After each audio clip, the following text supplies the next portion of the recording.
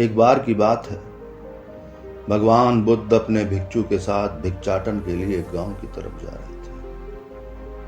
तभी अचानक बुद्ध के पैरों में कांटा लग गया। कांटा इतना तीक्ष्ण था कि चुभते ही रक्त की धार निकलने लगी। बुद्ध के भिक्षु ने रक्त को रोकने के लिए कपड़ा फाड़कर बुद्ध के पैर पर बांध दिया। इस घटना को कुछ लोग देख रहे थे जो कि बुद्ध से ईर्ष्या करते थे। उन्होंने बुद्ध से कहा, हम तो तुम्हें परम ज्ञानी समझते थे, लेकिन दर्द को तुम भी सहन नहीं कर सकते। तुम पाखंडी हो और यह हमने सिद्ध कर दिया है। ये कांटे हमने ही बिछाए। इस गांव में तुम्हारा स्वागत नहीं, तिरस्कार होगा। इस गांव में तुमको कोई भिक्षा नहीं मिलेगी। बुद्ध ने उन लोगों से अनुरोध किया कि कृपया करके मुझे इस गांव से भिक्षा लेने दो। बुद्ध के ईर्ष्यालुओं ने बुद्ध का उपहास बनाते हुए कहा, अगर तुम्हें भिक्षाटन के लिए इस गांव में आना है तो तुम्हें अपने रक्त की बलिदानी देनी होगी। तुमको इस कांटों के रास्तों से गुजरना होगा। भगवान बुद्ध ने उनकी चुनौती को स्वीकार किया और कांटों के रास्ते पर चलने के लिए अपने कदम बढ़ाने लगे। बुद्ध मुस्कुराते हुए कांटों पर चलने लगे। बुद्ध के साहस को देखकर गांव वाले चकित रह गए।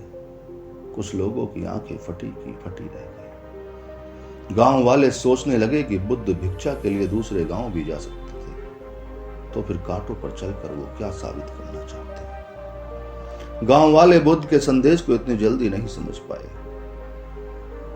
यहां पर बात भिक्षा की नहीं, बल्कि जीवन को बदलने की थी।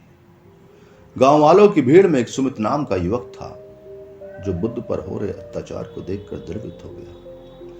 सुमित दौड़कर गया और बुद्ध के पैरों के सामने से कांटे को हटाने लगा। बुद्ध के ईर्ष्यालु सुमित को रोकने लगे और गांव से दाना पानी न देने की धमकी देने लगे। सुमित ने किसी की नहीं सुनी और कांटों को हटाते हुए बोला, हे भगवान, आप इन मुट्ठी भर लोगों के लिए अपने आप को कष्ट मत दीजिए। आप गांव में प्रवेश कीजिए। बहुत सारे लोग आपको भिक्षा देने के लिए आतुर हैं।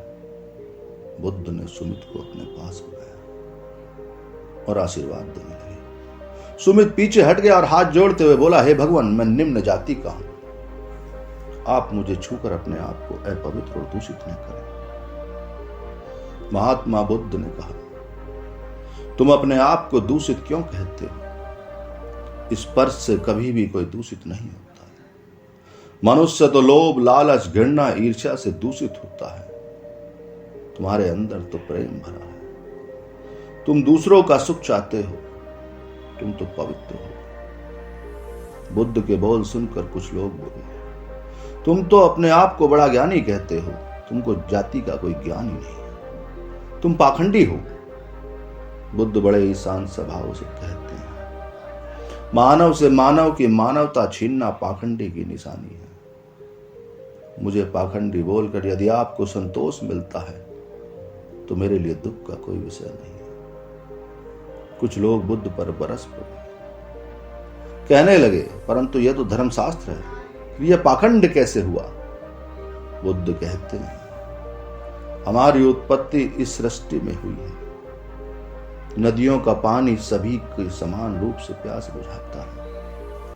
खुले जंगलों की हवा भी भेदभाव नहीं करती है। खुला आसमान हमारे पिता के समान हमारी परवरिश करता है। सृष्टिकर्ता ने भी कोई भेदभाव नहीं किया है। फिर हम इंसान भेदभाव करने वाले कौन होते हैं? मानव मानव में भेद करके अपने संबंधों को बिगाड़ता है। बुद्ध के वचन के बाद कुछ लोग कहते हैं, अगर आप इतना ही कहते हैं तो सुमित को अपना भिक्षु क्यों नहीं बना देते? बुद्ध ने कहा कि यह अच्छा सुझाव है। अगर सुमित तुम चाहते हो, तुम मेरा भिक्षु बन सकते हो। बुद्ध के आमंत्रण पर सुमित पहला निम्न जातु का बौद्ध भिक्षु बनता है। इस पूरे विवरण में केवल सुमित का जीवन बदला, शेष सभी लोगों का जीवन रूपांतरित हुआ।